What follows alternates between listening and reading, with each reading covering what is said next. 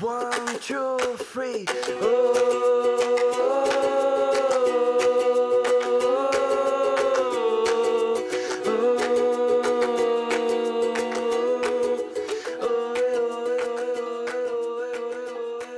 E aí, galera? Mais um Instante da Empório, segundo vídeo do nosso canal. Se você não assistiu o primeiro ainda, confere lá depois. Eu falei sobre a Bíblia, a espiritualidade emocionalmente saudável. Se você não se inscreveu no nosso canal ainda, se inscreve aí para continuar acompanhando os nossos vídeos. E então, hoje a gente vai falar sobre o livro Meu Maior Prazer, do Dutch Sheets. Esse é um autor que eu gosto muito, eu já tinha lido outros livros dele antes de ler O Meu Maior Prazer. O primeiro que eu li foi Oração Intercessória, que é excelente e quem sabe um dia eu fale sobre ele também no canal. Então eu particularmente gosto muito do estilo de livro do Dutch, e esse livro em especial ele me marcou bastante porque foi uma leitura muito transformadora para mim.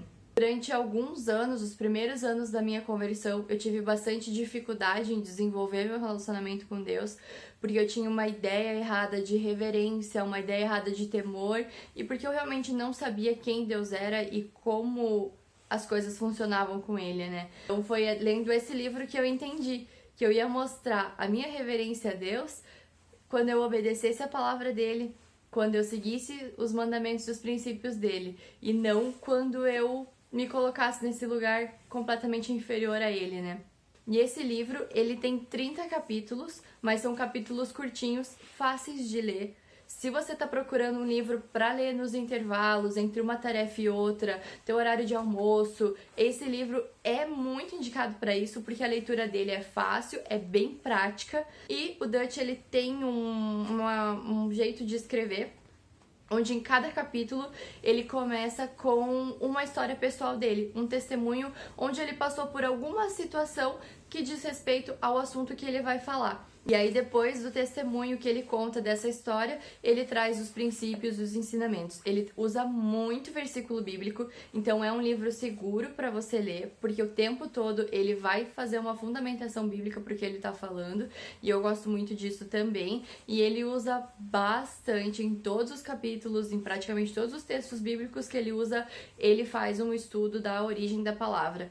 E aí no começo, nos primeiros capítulos, ele fala bastante sobre a pessoa de Deus, sobre quem Deus é e quem Deus não é à luz da Bíblia, né? Porque a gente escuta muita coisa hoje sobre Deus e às vezes a gente acaba absorvendo uma ou outra coisa, mesmo que inconscientemente, sobre Deus, que na verdade não é bíblico, e isso vai distorcendo a imagem que a gente tem dele. Então o texto começa trazendo essa explicação e essa definição de quem Deus é. E aí nessa parte tem um trecho que chamou muito a minha atenção, que é onde ele fala que Deus não é um Deus narcisista, nem tem um ego inflado que precisa ser alimentado e preenchido o tempo todo. Então a gente não precisa ficar afirmando para ele quem ele é, né? O propósito da adoração não é esse, não é você declarar o quanto ele é grande, o quanto ele é santo, o quanto ele é poderoso. Ainda que você entenda e reconheça isso, o propósito da adoração é intimidade. Foi para ter intimidade com Deus que a gente foi criado. Isso muda a maneira como a gente vê a adoração, porque aí deixa de ser uma obrigação, porque mesmo inconscientemente algumas pessoas ainda veem a adoração e a oração, ou a intimidade com Deus, como obrigação. Final de ano, quem nunca colocou naquela listinha do que você vai fazer diferente no próximo ano, que você quer passar tantas horas na presença de Deus, que você quer orar tantas horas por dia. Agora, quando você consegue desenvolver um relacionamento com Deus que te faz ter prazer na presença dele, e você sabe que ele tá tendo prazer na sua presença, aí esse vai ser o maior desejo do teu coração. Você não vai precisar colocar em listinha nenhuma. Pelo contrário, você vai ter que abrir mão disso em alguns momentos para fazer o que você tem que fazer, porque você vai querer ficar só na presença de Deus o tempo todo. Quanto mais tempo você passa na presença dele, mais parecido com ele você se torna. Então é fundamental para todo e qualquer cristão ter esse tempo. E aí ele traz também o exemplo de Marta e Maria, ele fala bastante sobre isso, e ele usa a origem da palavra boa quando diz que Maria escolheu a boa parte. E aí ele destrincha a palavra boa ali, e ele mostra que existem duas palavras que poderiam ser traduzidas por boa. Uma, eu não lembro exatamente como são as palavras, mas lê lá o livro que você vai ver. Mas uma delas fala sobre algo belo, bonito, mas que não tem utilidade. E a outra palavra tá mais relacionada a boas obras, é algo que tem uma utilidade prática. E a palavra utilizada nesse texto é essa palavra que demonstra algo com uma utilidade prática.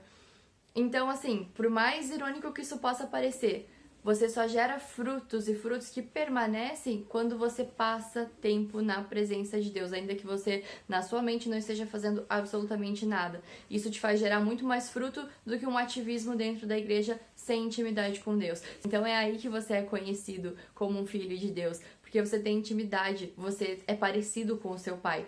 E é isso, galera, é o que eu tenho pra falar desse livro também, assim como no outro.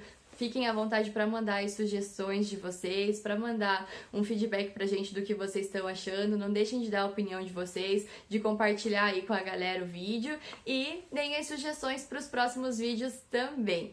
Valeu!